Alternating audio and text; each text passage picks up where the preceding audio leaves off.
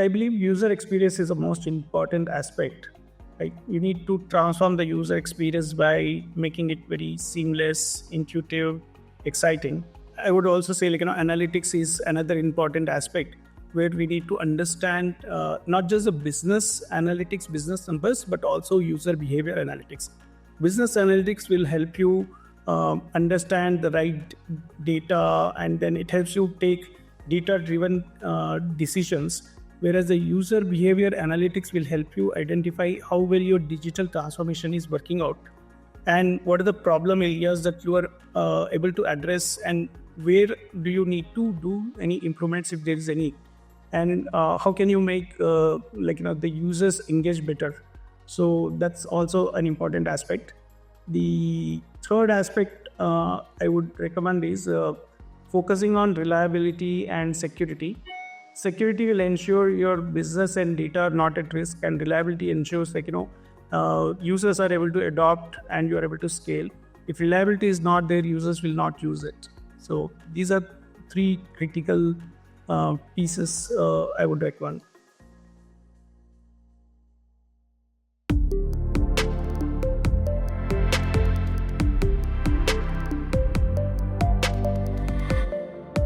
Hi, welcome to a new episode of Observability Talk.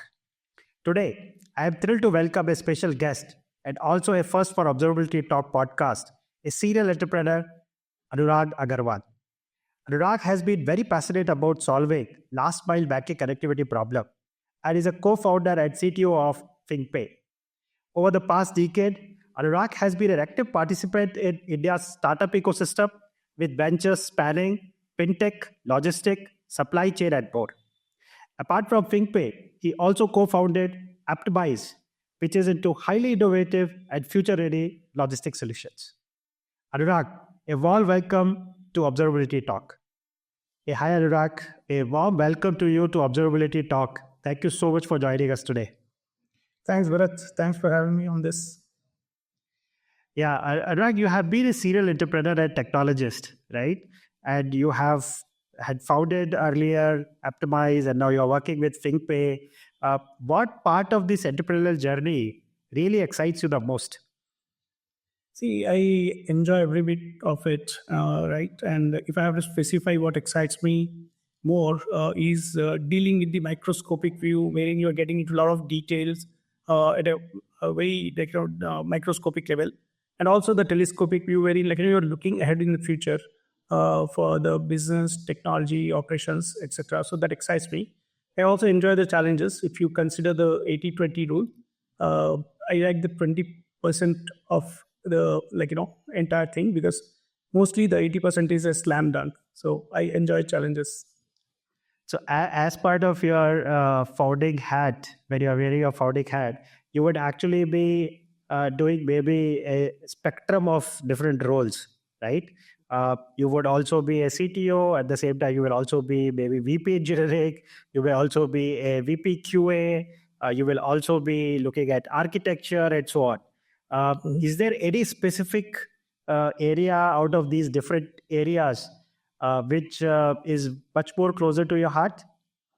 You forgot to mention, the developer role. I really enjoy coding even today. So, when I'm stressed out, I write some code and it makes me feel better.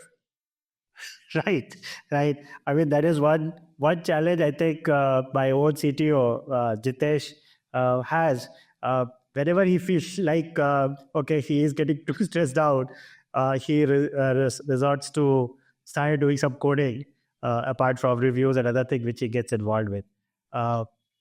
True. So almost in today's time, right, that almost every enterprise is aspiring to become a digital first business. You have already founded two such businesses, right, from grounds up. And there are a lot of people who are looking at creating their own digital first business, or their current businesses transforming themselves to become digital first. What would be your top three recommendations to such people who are trying to digitally transform themselves today? Yeah, I believe user experience is the most important aspect. Right? You need to transform the user experience by making it very seamless, intuitive, exciting. And I would also say, analytics is another important aspect where we need to understand not just the business analytics, business numbers, but also user behavior analytics. Business analytics will help you understand the right data, and then it helps you take data driven decisions, whereas the user behavior analytics will help you identify how well your digital transformation is working out, and what are the problem areas that you are able to address, and where do you need to do any improvements if there is any, and how can you make the users engage better. So that's also an important aspect. The third aspect I would recommend is focusing on reliability and security. Security will ensure your business and data are not at risk, and reliability ensures users are able to adopt and you are able to scale. If reliability is not there, users will not use it. So these are three critical pieces I would recommend. Uh, can you elaborate a little bit more on that user experience part? I am coming from the observability platform side, but I just wanted you to go a little bit deeper on in terms of when you say seamless, when you say user experience should be good, right? Are there any specific metrics? Because we are talking about two separate things, right? One is very subjective, and one could be very objective, right? I just wanted to deep down on the objective part of it. Subjective is everybody knows that user experience should be good, right? People generally say that a good user experience will make sure that you don't have customer churns, right? But how do you objectively define what that user experience is? Correct. So things like your so if it is a very simple form, wherein you're accepting certain amount of input, your objective is not to take 15 different fees. Your objective is to identify what the user is trying to do. So it's a goal based approach rather than a form based approach. So that is one thing. If you have 15 workflows, how can you cut it down to fewer workflows, and how can you actually automate the workflow? So that is another aspect of user experience, right? Right. So this is more to like how we can sort of how the users can look at the app and get their things done faster, right? I mean, and with lesser number of inputs. I mean, a lot of things can be auto populated, or like you said, certain workflows can be automated and so on. I was also looking at from the performance side of things. Do you define sort of user experience in terms of certain metrics out there? Yes, absolutely. I think see, we being in fintech space, reliability is very, very important, right? And availability is also very, very important. Right. If the application is not available, if the transaction is not reliable, then you would not have users on your platform. And you just cannot say I cannot provide this service to you today, or right now. So I think even the regulatory bodies actually emphasize a lot on reliability aspect. And also one additional important aspect is especially when we are doing financial transactions, you want the financial transactions to be it's success or fail, and you don't want it to be stuck anywhere in between. That buffering thing people dread about, right? Correct. And the performance is paramount, right? It's if you're doing something today, the user's patience level is very, very low. They are not willing to wait even 5 seconds for a transaction to be completed. And when we process transactions, 99% of our transactions are completed in under 2 seconds. And that's a key thing today. It's become a hygiene factor. Right. I think the last time when we were discussing about some of these things, I was really, really impressed by what you guys have put together internally for Fingpay and the kind of observability platform you have created for yourself. That is why I felt like that this I have to take it to our viewers, right? That they should be aware of that certain thing like this is also being done within the ecosystem and industry, right? People generally say, right, that there are two ways to build a platform, right? You can be an architect and you can plan your dashboard metrics. You want to measure like what you have done before you even start writing a line of code. The other part is that like a sort of a gardener where you look at what basically has been built and then you navigate further depending upon where you are trying to go, right? what is your approach when it comes to building an observability platform, right? Is it like an architect approach where you start very early and then build it along with your application, or is it like something which you start with whatever interesting information you want to have first and then keep growing from there? Right. I don't know the right answer, but what I feel is, as startups, right? We don't have the luxury of time. We have to go to the market, and that's a critical aspect. And then we generally follow an iterative approach. Right. So it's not always possible to have an architect approach. But having said that, I personally would capture the events, data elements as much as possible in the system as early as possible with the architect approach, and we can continuously improve things with time and with the learnings. So that's more of a the other approach that you were talking about. So the short answer to your question is it's a combination of both. Okay. Okay. Yeah. So one of the thing what we have realized very recently now, that lot of our prospective customers, when we are discussing them with them on the observability side, at least a lot of people have started looking at it from day one or maybe day zero.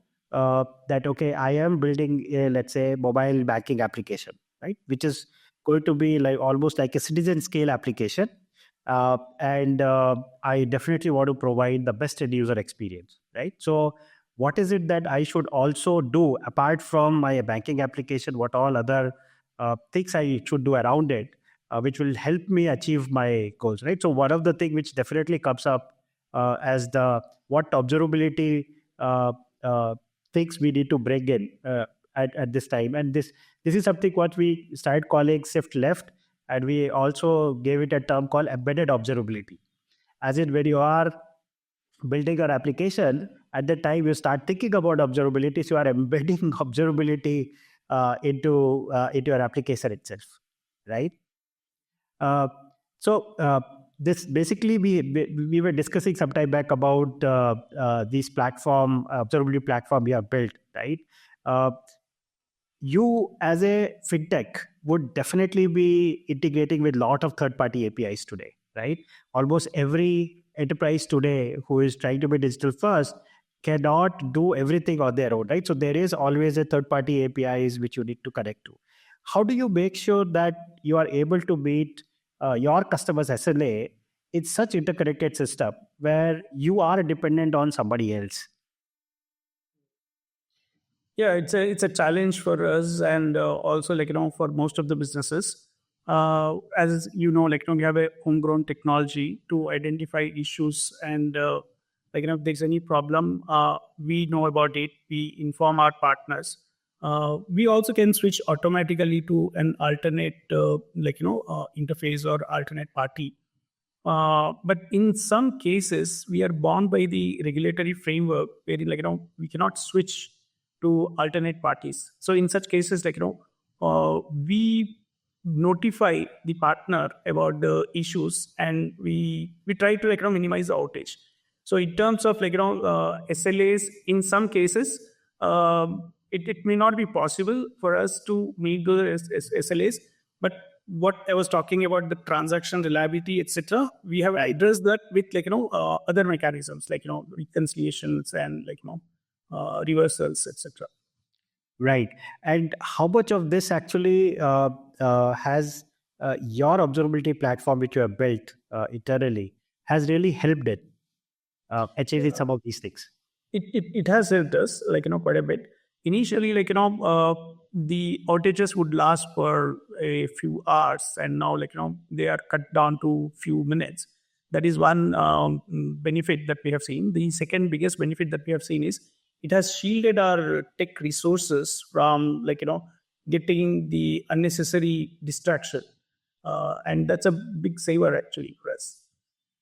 So, so the ability to identify that the problem is on your third party partner has helped you, your tech resources, to put in lesser time on these problems, which gets. Is that what you are coming to? In fact, our tech resources don't even get involved. So the what we have built is, there is a problem.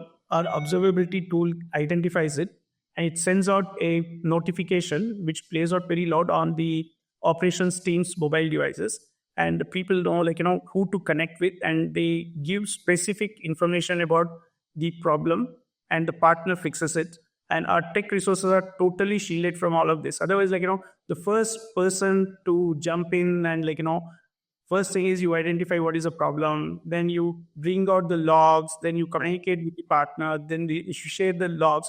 All of this is not needed at all. Right, right, right. I mean, identifying the problem, and it is a partner problem itself, is a bigger time-consuming task, which looks like you have been able to handle very well now. Very interesting. Uh, uh, so coming to this again, when we were discussing, right, we also discussed that you basically have been investing a lot of time and effort in building a very good testing setup, right, including performance testing, stress testing, and so on, right? Uh, Along with the observability platform which you have built, how have this scale testing or performance testing has helped you making your application highly available? And how you identified like what exactly needs to be monitored or observed in these applications? Right. See, our efforts would have been there. So we have to do the testing anyways. We have to do the quality testing. We have to do the scalability testing. We have to do the performance testing. And performance testing actually helped us, improve the performance significantly. And that actually helps you scale better, right? Fewer services taking, half the time, then you are able to scale double automatically, without any additional hardware resources.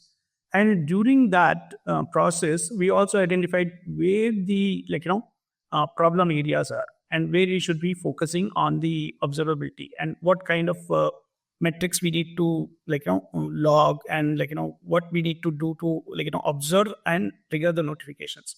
So it was a tedious, painful process, but it kind of helped us in this whole thing. Okay. Just one other thing on the observability tool part. Uh, uh, See, one is obviously you have to have a platform, but then you also have to have a culture of observability, right? Uh, People who are trained on that platform, people who really take the right decisions whenever some of these things happen. How you have been able to marry both of these things together to really have a good platform and the implementation internally? Uh, I think we have been able to manage that to good extent, and the reason why we have few tools which are automated reflects that. And in my opinion, even the best can be improved, right? And we still have opportunity to do better, and we are striving to do better. Yeah.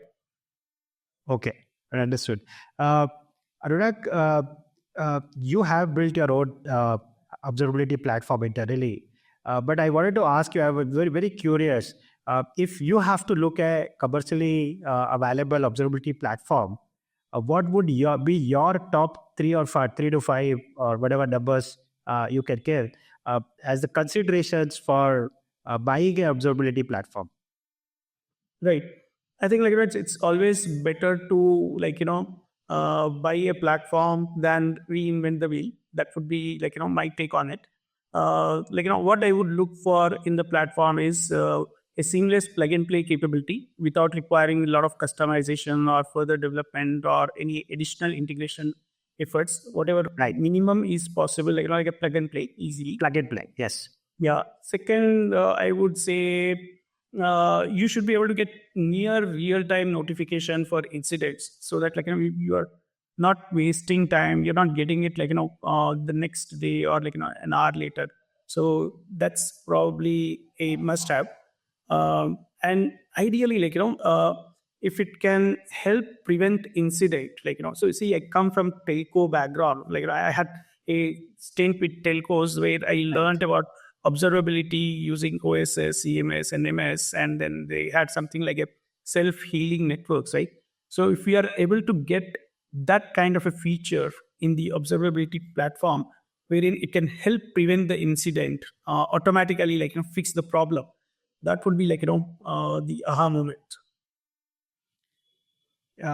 This is very interesting. Actually, you have actually talked about three very critical parts which we get to talk whenever we talk to our prospective customers. I think each of them come out in different degrees, right?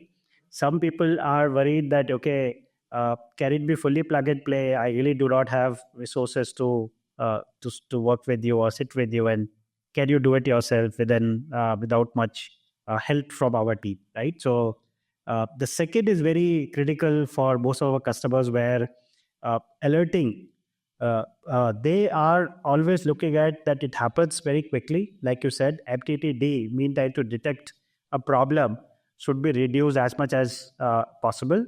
But at the same time, they also talk about, can it points to me to sort of what is the actual problem, because there are a lot of alerts which are getting generated, but at that point of time, if an alert can actually tells me this is the RCA or this is where the problem started, uh, is very very critical. So at VuNet, we basically did a lot of work on the smart alerts, because we felt that that is something which is a very big pain point for a lot of our customers, and that they are really looking forward to something much more innovative on the analytics side, right? Um, One thing which I just touched upon, I did not expand on it. Let me ask you this: uh, uh, we discuss about the culture of observability. Uh, is your team, the engineering team or the QA team or the product team, right, are collectively focused on this, the proactive visibility and continuous improvement, both from end user perspective as well as for performance perspective, right? uh, is that how you have built the culture of observability internally? I would say, the culture exists primarily in the engineering team.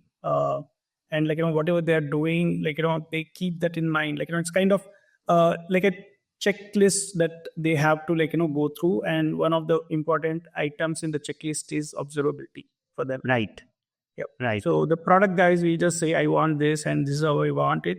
But the engineering guys cannot skip or overlook this part. Okay. Okay. Uh, just extending this to another conversation which I was having with one of other CTO. This was regarding that when you are building your applications, you are already started thinking about how will I observe it. Uh, have you also gone ahead and looked at your logs, which is being generated by your application, and sort of trying to standardize them and add context? Is that something which you have done across your applications? Yeah, we have tried to standardize as much as possible. In some cases, it is there are slight deviations, but more or less it is kind of a standardized logging that we have. Okay, and has that helped you in terms of when somebody says that, okay, their transactions are missing, or there was a failure, or I mean, apart from metrics, have you really used logs in your observability platform? No, we have not used logs in the observability platform. What we have done is although we are doing this observability on near real time, and then we are relying on some other data sources, not really the logs. So we're looking at the data sources, and we are looking at what is happening in the most recent time t, and trying to Okay. make sense out of it. Okay. Okay. And is this? I am sure because you comes under RBI stuff, right? So there should be some compliance which require you to have some of these logs maintained for long. Yeah, we do. We are compliant with RBI norms, and we store those logs for 7 years, 10 years as per the guidelines. So the data, everything is as per the compliance. Okay, that is very interesting because a couple of our customer also had a very similar requirement, and then they realized that the amount of logs their applications are generating is very very huge. So storage becomes sort of a problem. How have you solved that problem? So storage, what we do is we have the logs on the hot storage, on the real servers for a couple of days. So just in case if we need to analyze deeper for any problem, or if somebody is asking for logs, banks or customers, then we have easy access to them. Then we start archiving. First we archive to a cloud disk, and then after a couple of years we just put it on a deep storage. And we have indexing mechanism as to what log you need to see for what type of transaction. So that indexation is actually helping us quite a bit.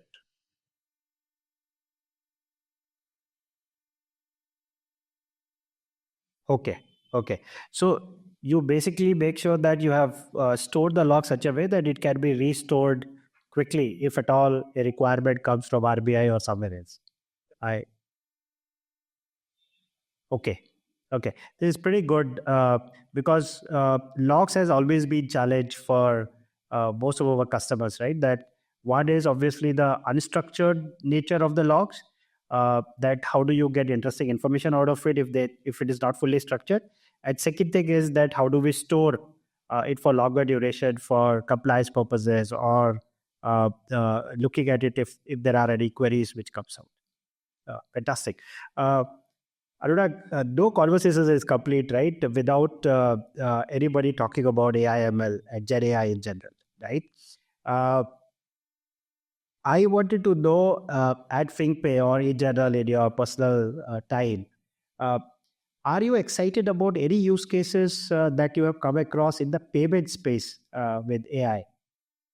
Yeah, in fact, we have done a voice-based conversational experience to do a payment using Google Home device almost 6-7 years back, wherein you just say pay Bharat 1,000 rupees, and it actually real time transfers 1,000 rupees to Bharat's account.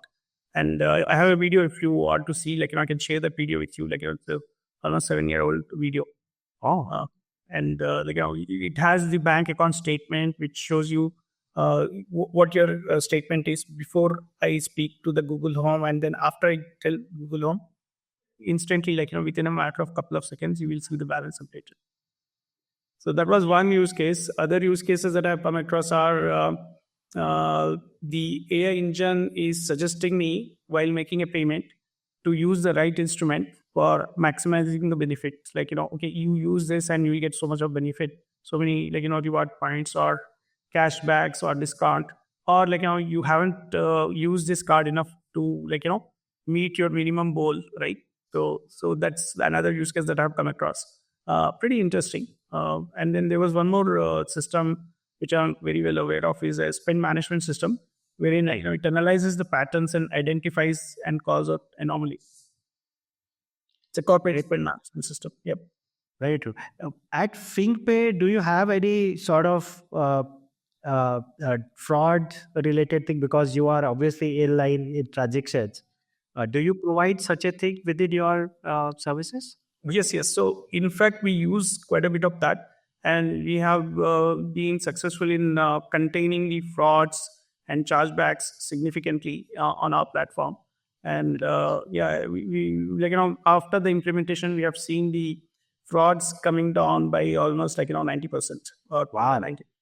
Very interesting. So I always felt that fraud is one place where there are a lot of pattern recognition, that there are a lot of this AI can really help identify whether a given transaction could be a fraud, right? I mean, at least you can add like what maybe ICICI or some other companies does, right? That they add the second factor authentication or maybe third factor authentication, depending upon from where you are making the transaction and what transactions you have made just before that or after that and so on. So that way I felt that AI can definitely be a very useful instrument for fraud sort of use cases. Very interesting. And anything on the Gen AI side or anything which you are looking at it from observability perspective, like AI, ML or Gen AI use in observability? Yeah, I think AI should take the observability platforms to the next level. Right now, I think there's quite a bit of work that you need to do. I'm telling from my experience, there's quite a bit of development effort that goes in to build such tool. And Correct. using AI, I think you give access to the raw data, the events, and it should be able to summarize and do that much more efficiently. So and then other thing is today sometimes you need to bring in the engineering resources to uh, figure out the pattern, right? Right. So if there is a question that comes from the business or product team, like, hey, what happened here, or why is this happening? So there's an engineering brain that is at work for maybe few minutes or few hours. The Gen AI can probably take away that load, right? So that's another thing I can foresee. So very, very, very true. The co-pilot, which Microsoft and other people have started pushing it for, uh, augmenting the engineers, right, writing codes and so on. I think what you said, from identifying a particular problem based on whatever data is coming in, could definitely be one place where it can help. Because I mean, on the other side, we are already having some of these things. Uh, I just wanted to take it a little bit further to ask you, because this is something which you are working, and because you created your own observability platform. So, what do you have a view in terms of what do you think, uh, whether this is something which is useful? So, what we are looking at now is that once you have identified the RCA, right, sort of probable RCA, that okay, a problem could have happened because of maybe two or three specific challenges in your environment. It could be infrastructure, or it could be application, it could be third party, right? uh, what we have been thinking is that once you have identified the RCA, there is a very high chance that this problem would have happened earlier, and somebody would have already solved this problem and would have uh, most probably stored their method of solving that, or steps of solving that problem, right? So what we have started looking at is, can we get into the recommendability part of it, where uh, rather than just giving an RC and leaving it there, can we go ahead and say that if you believe that the probable RCA one is a challenge, then you go ahead and look at these recommendations, which maybe somebody else has used to solve that problem. So maybe it could be as simple as, okay, restart a service because CPU utilization has gone up, right? This is also a sort of recommendation. Then it could be something like what you said, right? That moving to because SLA of a provider is not good enough, let me move to another one, right? So do you think such a thing would be very useful? And this is coming in like a GenAI form. Use Absolutely. text. If it is, if you're suggesting a remedy, and if there is further action needed to be taken, the remedy will actually help. It is helping cut down the time, right? Cut down the time to for identifying the solution. And I would go even one step further. What I was talking about earlier, self-healing networks or self-healing solutions. So if you take it further, if you have that capability, wherein you're able to trigger something, and then so as you said, restart the server. Why can't the Gen AI do that on its own? Why do you need to involve a human being, right? And if you need to change the code or change something, the remedy would actually cut down quite a bit of time. So the tag to fix a problem can come down from weeks to days or hours. Yeah, so that's a very interesting space, right? Which you talked about, self healing or automation. Have you attempted it in your environment? Yeah, we do have so the see, switching to another vendor is a self-healing solution, right? Kind of. And also uh, uh, we have implemented the restart of a server based on the observability. So what we do is we first cut it out from the load balancer, and then we restart the server. And cutting it out and restarting, both these steps are fully automated. Free automatic. Very interesting. Very interesting. And this sort of automation has maybe reduced your MTTD, MTTR by what margin? I mean, if you have some numbers, earlier it was I X, now it do has. not have the numbers, but see, in terms of reliability, it has improved the reliability quite a bit. Yes. So the fallouts in the transactions are almost zero. We we don't see in the chargebacks team is kind of getting bored, I would say. you may have to find something else for them, right? I mean, Yeah, we are reassigning them to some other tasks. very nice. No, I was really impressed with whatever I saw some time back. And I mean, uh, congratulations to you and your team to make that happen, because it does take a lot of effort, because we have been implementing observability for a lot of our customers, right? The kind of complex environment we have implemented observability in, and the kind of varied infrastructure components, applications, web servers, databases we have seen, right? And stitching all this together is very, very complex and time consuming. And I mean, your ability to identify which transaction is failing and how fast you are able to identify is really commendable. So I think you guys have done a fantastic job in building such a platform internally. Uh, the last question, Anurag, which we generally ask all our hosts, because everybody has been master of their domain. Uh, Sort of to get a view in terms of what you would recommend. What is it that is your favorite book, which you always go back to, or putting it another way, that what are those one or two books which you usually recommend to people? Yeah, that's a difficult answer. I would want to say, so let me put it this way, right? Like I would have said Bhagavad Gita, but but see, more than that, I think I'm not sure if this is what you're looking for, but thanks to my parents as a child, I had tons of storybooks like Amar Chitrikatha, Chandama, and a few more. And Right. those books helped me understand things like truthfulness, honesty, patience, perseverance, courage, gratitude, and a few more things that actually help build your character as you grow. Right. And I would recommend everyone to invest time with their kids by sharing such stories and bring the best out of them. That's what I would probably say. I don't know if that's what you were looking for. No, I mean, whatever has shaped your journey so far, or what will shape your journey going forward, is what I was thinking. Because when you're talking to somebody who has really done something interesting, right? People want to really know what is the thought process behind it, and how they have reached where they have reached, and sort of what has inspired them. So we thought maybe books would be definitely one medium which thoroughly inspire people.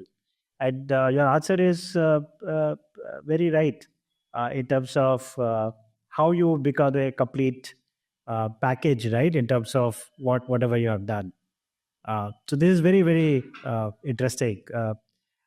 So yeah, I mean, thank you so much, Anurag, for your time. It was very lovely talking to you. Great insights. I am sure it will be very helpful for a lot of people uh, who are trying to build something themselves, as well as who are looking out for help from companies like us, who can provide an observability platform for their application. Really appreciate your time. Thank you so much for joining us today. Thank you, Bharat. It was wonderful to be here. Hope you find my discussion with Anurag insightful. If you did, please consider sharing it with your colleagues. You can learn more about Fingpay at www.fingpay.co.in. For more information about VuNet systems, please visit us at www.vunetsystems.com. Thank you.